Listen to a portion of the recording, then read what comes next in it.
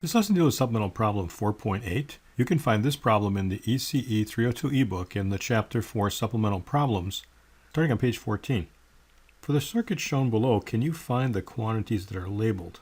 First problem has a single N-channel JFET with a power supply and the gate short of the ground, with an IDSS of 8 milliamps and a pinch-off of -2. Problem B has a P-channel JFET in a similar configuration, shorting the source to gate, and the I sub SDS is 8 milliamps and the pinch-off is -2. Problem C is a dual power supply, where we have that first circuit inserted over here, and then a second N-channel JFET with its gate grounded, and likewise the IDSS is 8 milliamps and the pinch-off is -2. And then problem D, similar to this one, but adding a second transistor over here. This is called a differential pair. We'll talk more about this in Chapter 6, with the same IDSS and the same pinch-off voltage. Since IDSS and I sub SDS are the same, we can calculate the value of K for the P and N-channel JFETs as that value of 8 milliamps divided by the pinch-off squared. That gives me 2 milliamps per volt squared. To analyze the first circuit, here's my gate, here's my source and my drain. The gate to source is 0, and that's greater than or equal to pinch-off, which is -2, and the gate to drain is going to be 0 minus 15. -15 is less than the pinch-off, and this transistor is in the saturation region.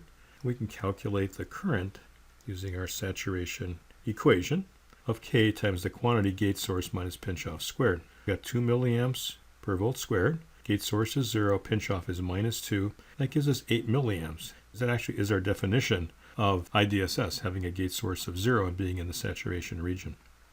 How about the second transistor?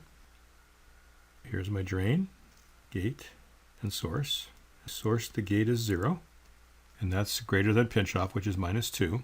And then I calculate the drain to gate voltage. The drain is 0, and the gate is sitting at 15, so it's -15. -15 is less than the pinch-off voltage of -2. So we again are in saturation, but with a 0 value of the source to gate voltage. Again, this is our definition of I sub SDS. And that's on the bottom of the page. Here's part C redrawn, and let's label our terminals. So here's my gate, source, and drain of transistor 4, my gate, source, and drain of transistor 3. We can see that the gate source again is set equal to 0, and that means that the current that's flowing in here, the drain current, which is also I3, is IDSS, or 8 milliamps, if we assume that we're in saturation, and we'll check that. With this being 8 milliamps, that means that the current up here is also 8 milliamps. Assume that J3 is in saturation. And what that's going to do is force this voltage to be equal to 0. If you have the current of IDSS, then the only case that works for that when you're in saturation is if this is equal to 0. This node voltage, V2, is equal to the minus of the gate source voltage, but that's equal to 0. We can solve for the voltage V1 because we now know the current in this resistor. It's going to be equal to 8 milliamps, so I have 8 volts here. -8 volts plus 15 is 7. Let's check our assumptions. The gate to source of 3 is 0 because we forced it to be 0. That's greater than pinch-off. The gate to drain of transistor 3 is going to be this voltage here minus this voltage. So this is 0, and then minus V1, which is 7. So -7, that's less than pinch-off. For transistor 4, this is equal to 0 because of the short.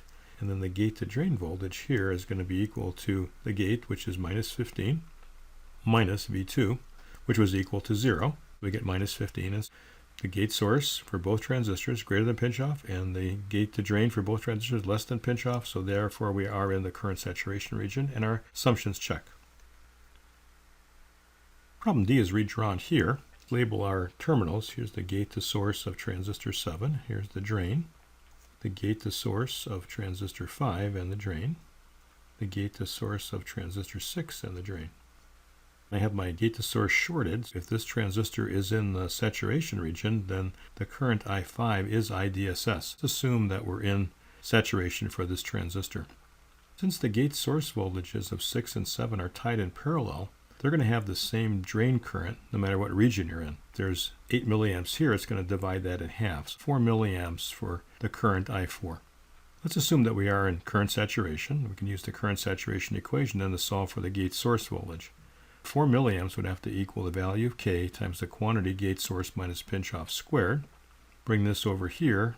I have 2, take the square root of both sides of the equation, so I have 2 roots, and then the square root of this would just be the argument inside. Solving for the gate source voltage, we would have then that the gate source is minus 2 plus or minus the square root of 2. That's going to give me minus 0.586 and minus 3.414. But the pinch off is minus 2, and this is more negative than that, so that would be inconsistent with being in current saturation, so our gate to source voltage is a minus 0.586. That is the negative of node voltage 4. Then we can find node voltage 3 by finding the drop across here and subtracting it from 15 volts. This node voltage is minus 8 milliamps times 1K plus 15. That's minus 8 volts plus 15 or 7 volts. Let's check our assumptions. The gate to source of transistor 7, 0 because of the short circuit. Let's find the gate to drain voltage. The gate to drain voltage is going to be this node, which is minus 15, minus node voltage 4, which is 0.586. It's a negative 15.586, and that's less than pinch off, so yes, we are in current saturation. And then transistors 5 and 6 are having the same gate source voltage of minus 0.586, and that's greater than pinch off. And then the gate to drain for both of these would be the same value. It would be 0 volts minus V3, 0 volts minus 7 volts, and that's less than the pinch off of minus 2. Our assumptions check. And this is supplemental problem 4.8.